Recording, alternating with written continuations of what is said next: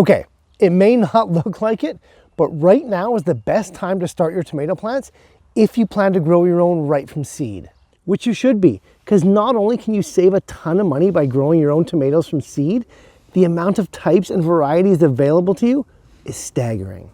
Being able to grow this impressive plant, impressive crop from such a tiny seed is a truly rewarding experience every backyard gardener should try. Growing your own tomatoes right at home is not at all complicated. I'll cover everything for growing an epic tomato bounty from seed to harvest in this 3-part video series. Your foundations for a successful tomato crop all start with germination. Sprouting that seed into the healthiest, most robust specimen that will bless you with seemingly unlimited bounty in 5 to 6 months. It may seem monumental now, but it's really not. However, time is ticking, so let's get those seeds started.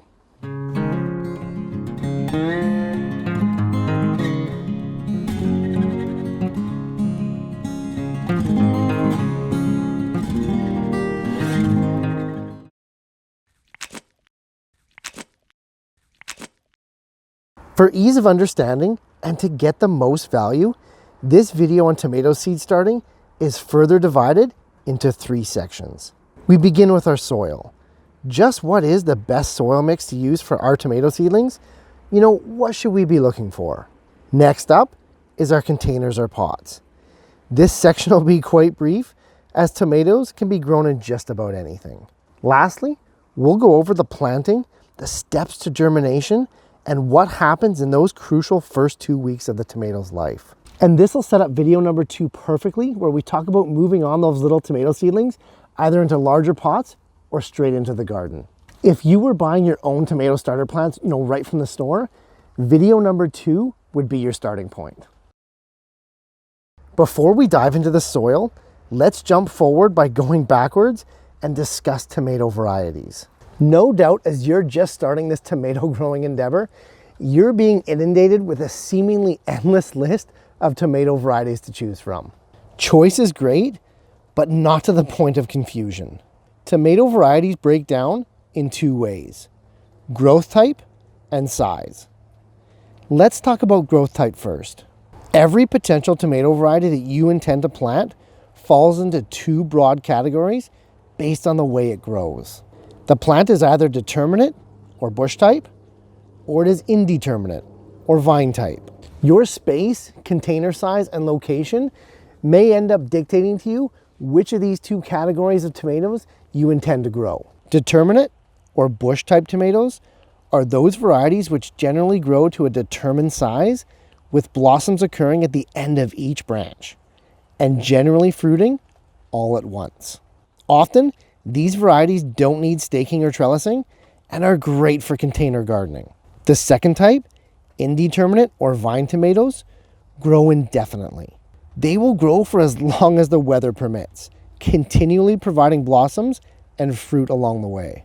As you can imagine, these varieties need vertical support through either individual staking or a trellis system.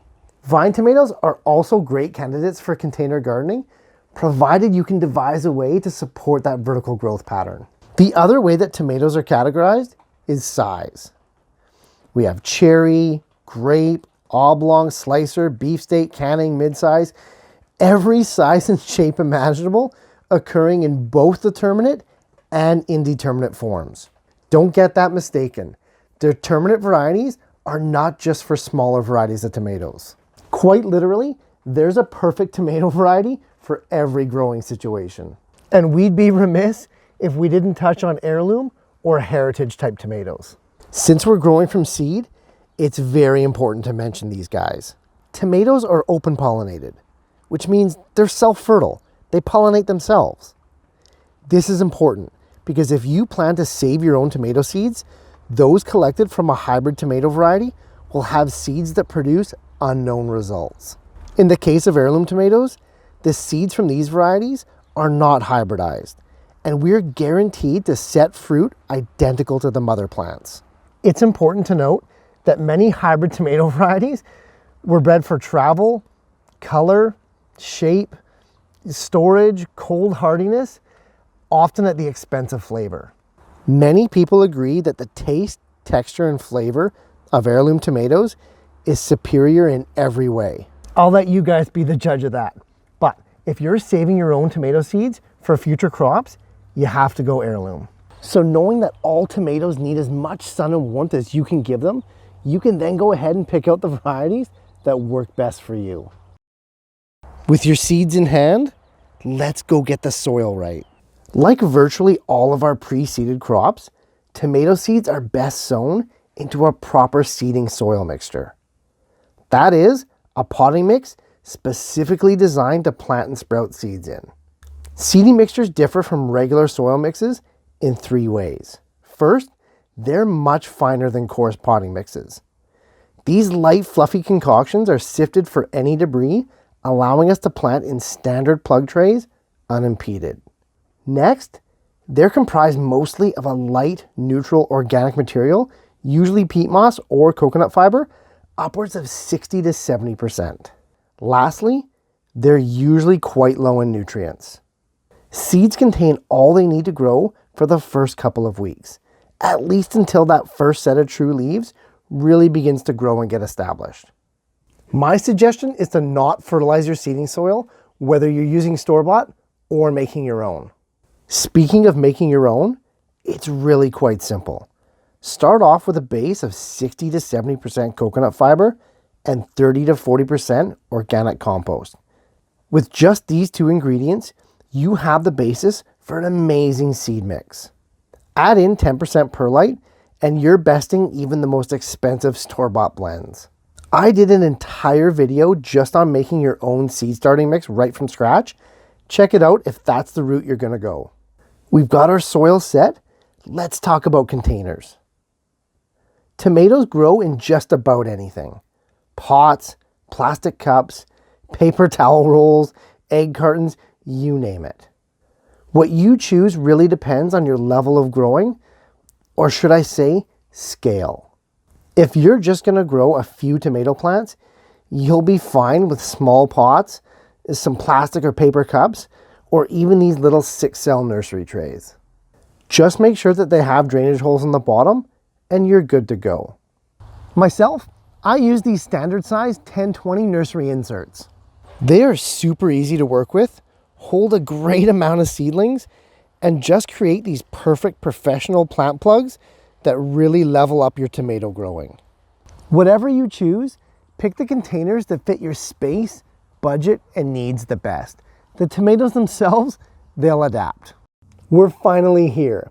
Armed with more knowledge than we need or know what to do with, we can now plant our tomato seeds. This part is pretty straightforward, and every variety is planted the exact same way.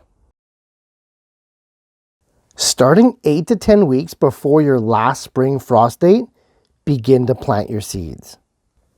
Tomato seeds are best planted around 1/2 inch or 1 centimeter deep into warm, moist seeding soil.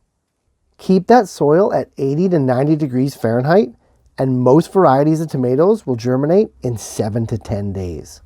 What I like to do, regardless of what pot or container you choose, is to fill it up all the way to the top with my preferred seeding mix, compress it down about 25%, and then top it back off.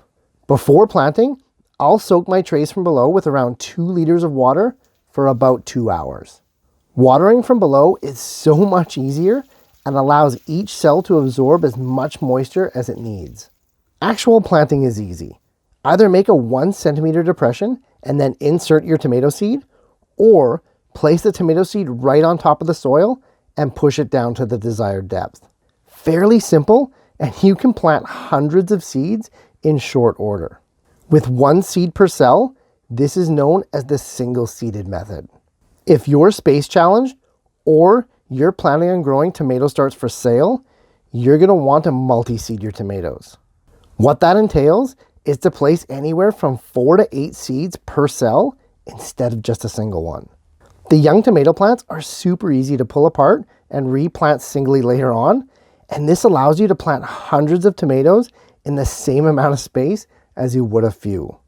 No doubt, it's a great space saver, and tomatoes are one of the few plants that you can actually start and plant this way. So, Whenever I show people how I plant my tomatoes, I always get the same two questions. Why not plant your seeds straight into the garden? And why not just plant the seeds in larger pots to begin with? I might as well go ahead and answer these now, as many of you probably have those same two questions. The reason that most temperate growers like me sow our tomato seeds early indoors is time. Our growing season is finite, and there simply aren't enough summer days for the tomatoes to ripen if those plants aren't given that winter head start.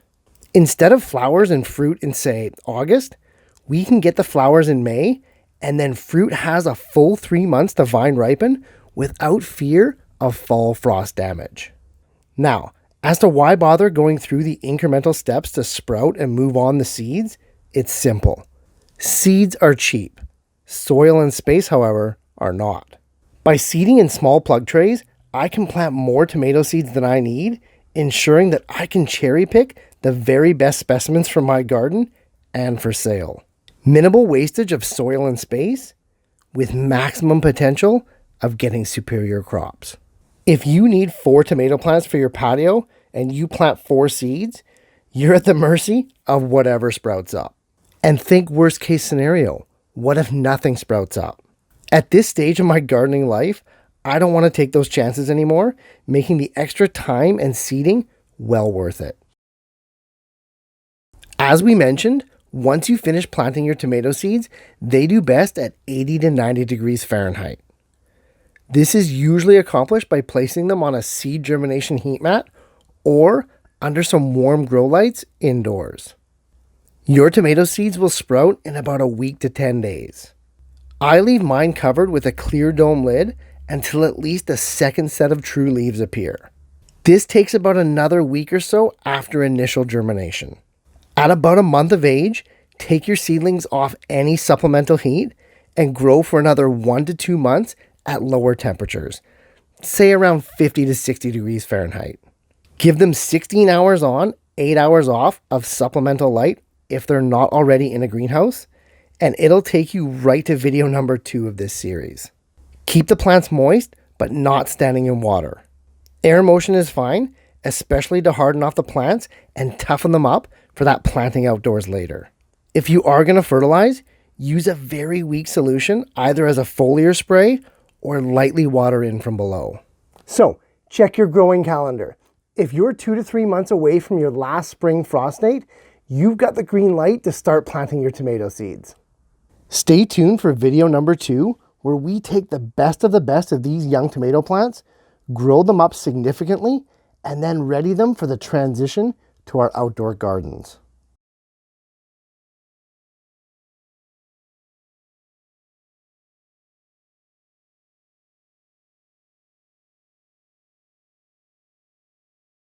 That video should be ready in a couple of weeks. Hey, if you have any other seed starting tips that you'd love to share with this awesome community, make sure to leave it in the comments down below. Also, if any of you are on Facebook, head on over and join our gardening group called Growing Better. The group has grown phenomenally fast, yet it will never lose its sense of community or its welcoming feel. If you're passionate about growing epic organic fruits, herbs, and veggies for you and your family, the Growing Better group is a great place to hang out, share, learn, and grow. Hey, thanks for watching, guys. If you're getting value in this and the other series that I'm doing on YouTube, hit those like, share, and subscribe buttons if you'd be so kind, and I'll see you in the next video.